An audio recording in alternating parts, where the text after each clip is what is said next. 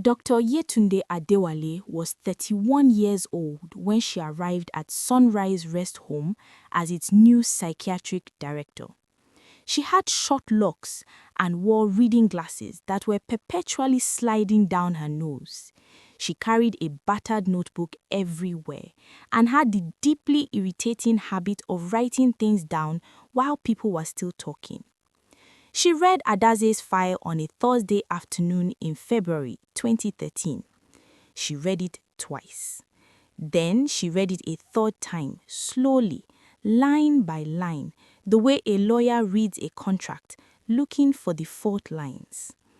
The original psychiatric assessment that had committed Adaze was dated December 1984 and bore the signature of one Dr. Fidelis Mba. Dr. Yetunde knew the name.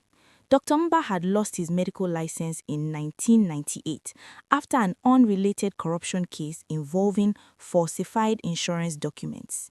His certification had been retroactively invalidated, which meant that every document he had ever signed, including a 12-page psychiatric assessment on a woman currently sitting in room 14, was legally void.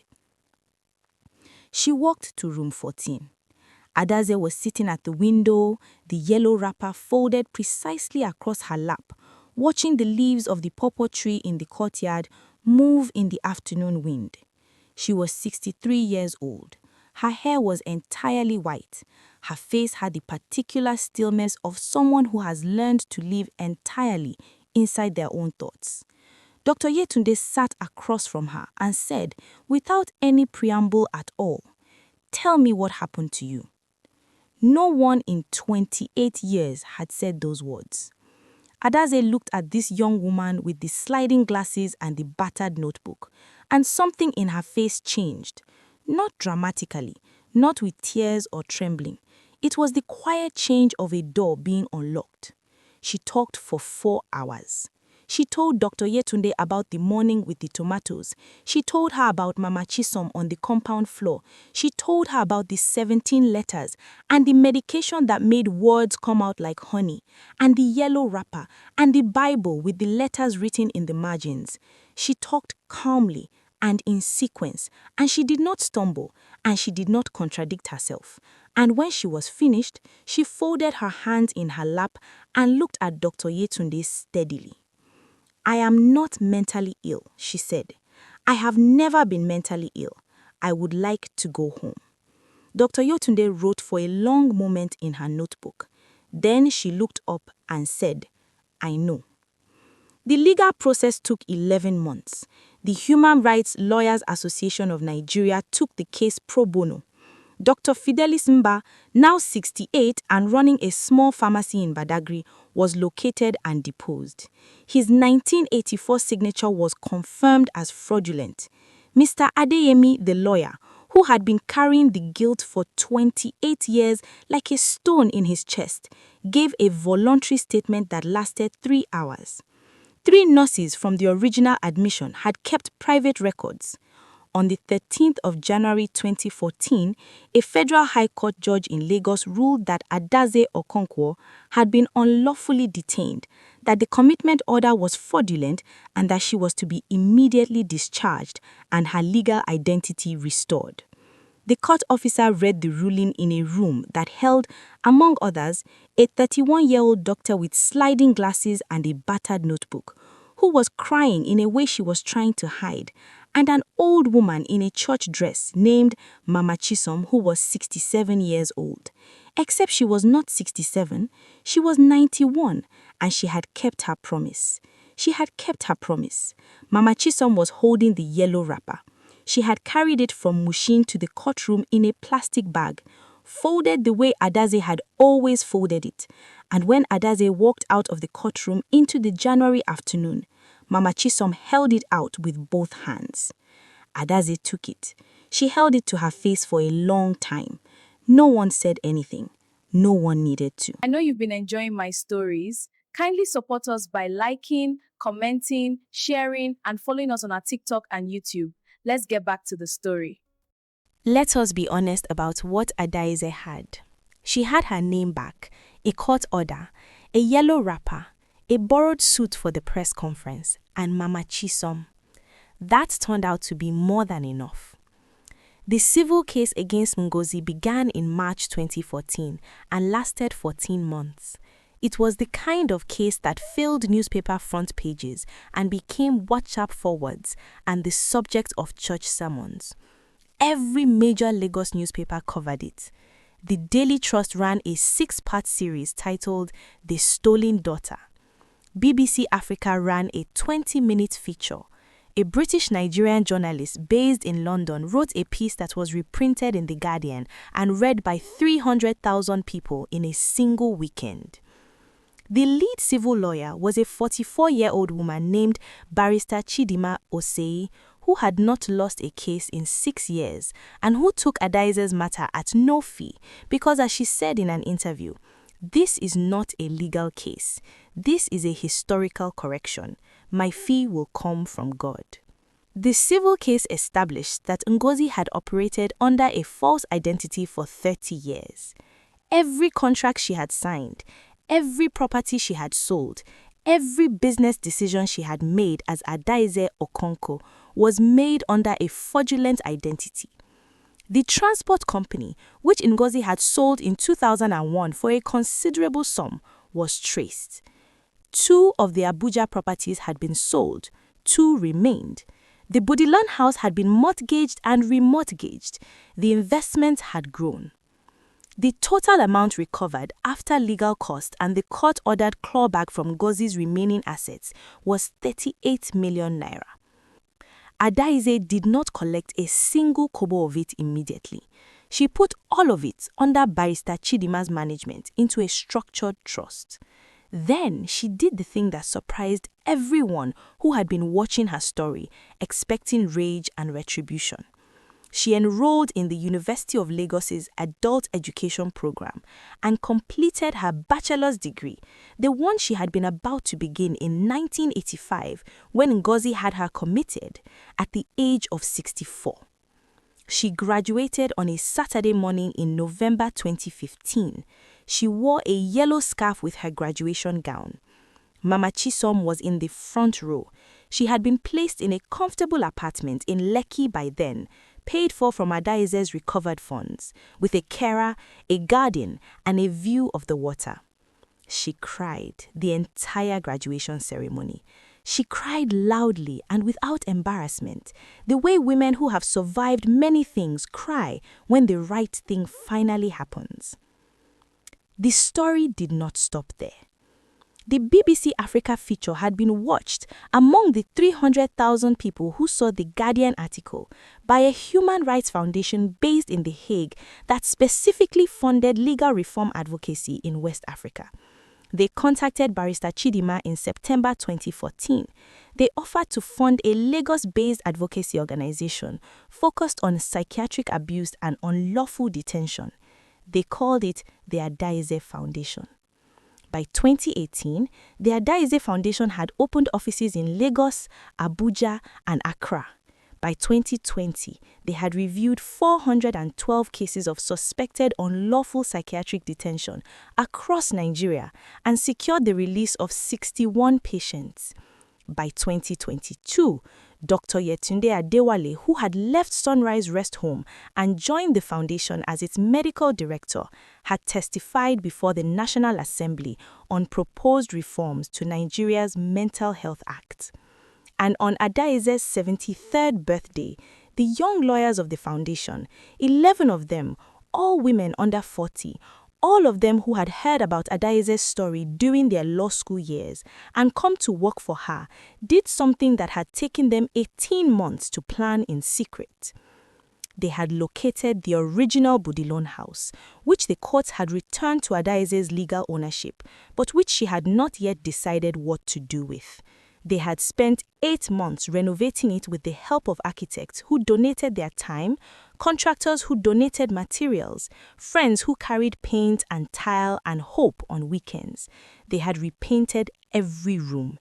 They had restored the compound, and above the front door, they had installed a new sign.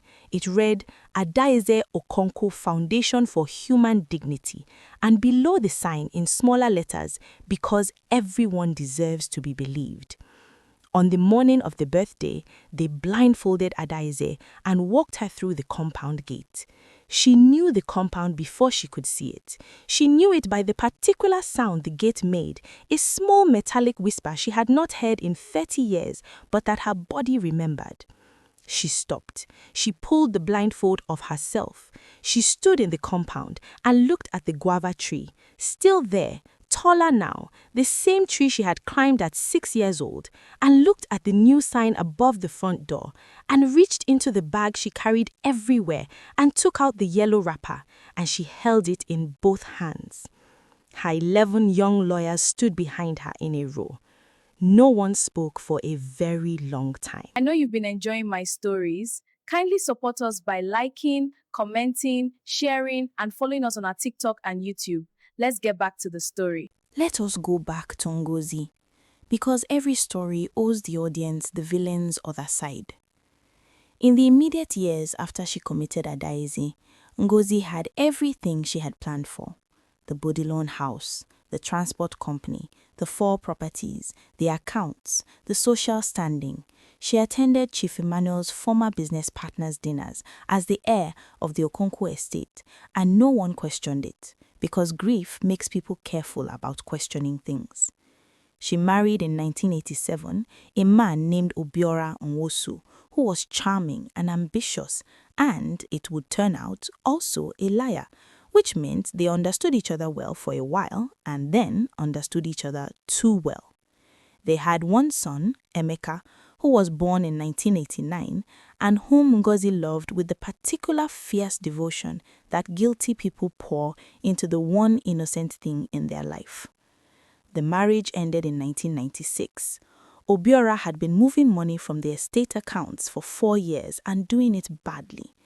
Ngozi discovered this, the way she discovered most things, through patience and paperwork, and the marriage ended without violence, but with a thorough and comprehensive legal demolition that left Obiora with his car, his suits, and nothing else. She had won, but the estate was smaller, and she had won alone. By 2001, when she sold the transport company, 32 vehicles had become 11 due to mismanagement and fuel costs and a trucker strike that Ngozi had handled badly. She told herself she had made a strategic decision. The money from the sale was substantial but finite. She reinvested it badly in a textile import business in 2002 that collapsed within 18 months due to a policy shift in customs duty that her advisors had not foreseen. Her son, Emeka, left for England in 2003 on a university scholarship. He called every Sunday for the first year, then every other Sunday, then on birthdays, then on Christmas. Then, after 2008, when Ngozi called him to ask for money and he understood finally and completely the scale of what his mother had done, a cousin of Adaeze's had found him on Facebook and told him the whole story, he stopped calling. Ngozi moved from the Bodilon house in 2007 when the mortgage became impossible. She moved to a flat in Victoria Island, then to a smaller flat in Yaba, then to 2 rooms in a house in Surulere, then by 2012 to a single room in Mushin, in the same neighborhood, though not the same compound, where she had sent Mamachi some 20 years before. She worked as a bookkeeper for a small import company. She was good at it. She was always good with numbers. The irony did not escape her. She was sitting in her single room in Mushin on a Tuesday evening in May 2014 when the Daily Trust ran its front page story with Adaeze's photograph. Woman freed after 30 years of unlawful detention sues twin sister for estate fraud. Ngozi read the article standing at the kiosk that sold newspapers near her compound gate in the early morning light, a cup of tea going cold in her hand. She read it all the way to the end. Then she bought the paper, folded it under her arm, and walked back to her room. She sat on her bed. The room was small. A single bed, a table, a shelf with a few books, a small fan that circled the stale air without much conviction. On the shelf there was a photograph, the only photograph she still had of them together, herself and Adaeze, maybe 12 years old, at a cousin's wedding, wearing the same dress in different colors, their faces turned toward each other mid-laugh, their eyes bright, their whole lives ahead of them. She looked at the photograph for a long time. Then she looked at the newspaper. Then she put her face in her hands. The criminal case, when it came, was swift. Fraud, impersonation, unlawful deprivation of liberty. The sentence was suspended on account of Ngozi's age, she was 63, and her poor health, and the fact that the civil settlement had already made substantial restitution. The judge was careful and measured. She described what Ngozi had done as a crime of extraordinary selfishness that does not benefit from the typical mitigation of impulse.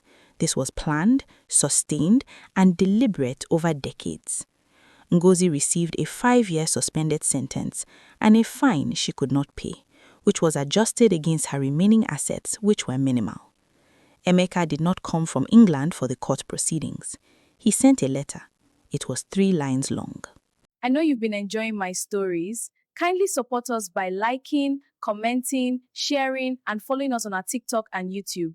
Let's get back to the story. The letter arrived at the Adaeze Foundation offices on a Thursday morning in August 2023. It was handwritten, 6 pages, on the kind of lined paper they sell in stationery kiosks. The paper thin and the lines blue and very faint. The handwriting was careful in the way that old people's handwriting is careful, not elegant, but precise, each letter formed with intention. It said, "My name is Ngozi Okonkwo. I am Adaeze's sister. I am 73 years old and I am ill and I have no one. I know I have no right to ask anything, but I am asking." Barrister Chidima read it and brought it to Adaeze. Adaeze read it standing at the window of her office, the one that overlooked the compound where the guava tree grew. She read it once. She set it on the desk. She looked at the tree. She picked the letter up and read it again. She was quiet for a very long time. Then she said, "I want to see her. Not here, at the house." They brought Ngozi to the Bodilon house on a Saturday morning in a car driven by one of the foundation's staff. She arrived in a navy dress that was clean and pressed, but visibly old, the fabric thinner at the elbows. She had lost considerable weight. Her white hair was loosely set. She walked with a cane. Adaeze's 11 young lawyers were waiting in the compound. They stood in a loose line, not performing anything, just present. Dr. Yetunde was there, Barrister Chidema was there, and in a chair near the guava tree in the afternoon shade, wrapped in a blanket because her blood ran thin these days, was Mama Chisom, 93 years old, alive, small, and watching everything. Ngozi came through the gate and stopped. She looked at the sign above the door. She looked at Mama Chisom. Mama Chisom looked back at her and said nothing, but she reached into the folds of her blanket and she placed one hand on the yellow wrapper that lay across her lap, and she kept it there. Ngozi looked at Adaeze. They stood 10 feet apart and they looked at each other, and for a moment there was just that. 2 women with the same face, 63 years of shared beginning and 30 years of severed middle and 10 years of aftermath, standing in the compound where their father's guava tree was still producing fruit. Then the young lawyers spoke. Not rehearsed, not aggressive, just direct, each one in turn. The youngest, a 27-year-old named Kemi from Abekota, said, "I read about what you did to her when I was in law school. I cried. Then I came to work here. Because of what you did, 61 people are now free from places like where she was. I am not grateful to you, but I want you to know that her suffering became something." Another, 30 years old, whose mother had been wrongfully detained in a different facility in Kano, said, My mother was released in 2019 because of the work done here. You tried to silence her. Instead, she became the loudest voice in the room. A third, who said nothing about herself at all, simply looked at Ngozi and said, I grew up 2 streets from that facility. I heard the women inside sometimes. I heard your sister's voice. I remembered it. Ngozi stood through all of it without flinching, which was the only dignity she had left, and she held it carefully. Then it was Adaize's turn. She walked forward until she was close enough to see the lines on her sister's face, the ones that matched the lines on her own face because they were twins, and time had done the same arithmetic on both of them. I spent 28 years believing that if I could just get someone to listen, I could get out, Adaize said.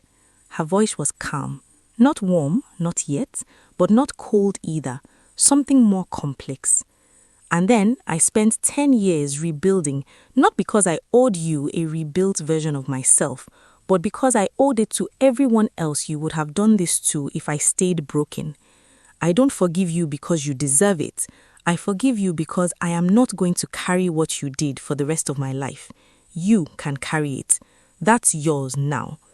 I'm setting it down. She paused. The foundation will arrange accommodation for you in a supervised facility, a good one, not like that place. Your health will be attended to. You will want for nothing material. You will not be part of this family because you chose that 30 years ago, and those choices don't unmake themselves, but you will be taken care of, not because we love you, but because it is right, and because I am not going to become what you did to me. Ngozi's mouth moved. No sound came. Adaize turned and walked back to stand beside Mama Chisom's chair, and Mama Chisom reached up and took her hand, and Adaize held the old hand in both of hers. The young lawyer slowly dispersed into the house. Dr. Yetunde walked Ngozi to a chair in the compound and brought her a glass of water. Ngozi sat in the compound of her father's house, which was no longer her father's house, which was no longer in any sense hers, and she drank the water slowly. Above her, the guava tree moved in the afternoon wind. Near the gate, the new sign caught the light. No one brought Ngozi's things back from Mushin that day. That would come later, carefully, quietly, without ceremony. No one sat with her in the compound and held her hand. That was not offered and was not asked for. She received precisely what Adaize had promised: safety, care, shelter, and the honest distance that is the only possible aftermath of what she had done. The last question, the one people argued about in comments and WhatsApp groups and church discussions and university seminars, was this: was that mercy? Or was it simply a longer punishment to live comfortably, taken care of by the sister you tried to destroy, unable ever to be loved by her again? Adaize, when a journalist asked her that question, thought about it for a moment. Then she said, I didn't offer it as a punishment. I offered it as a boundary. Whether it feels like punishment is between Ngozi and God, that's none of my business anymore. There is an Igbo saying that the yam does not forget the earth even after harvest. Adaize Okonkwo forgot nothing, not the yellow wrapper, not Mama Chisom on her knees, not the tomatoes going cold on the stove. She simply decided that memory is not the same as a cage, and she refused, after everything, to live in a cage of any kind, even one made of someone else's guilt, even one she had every right to lock.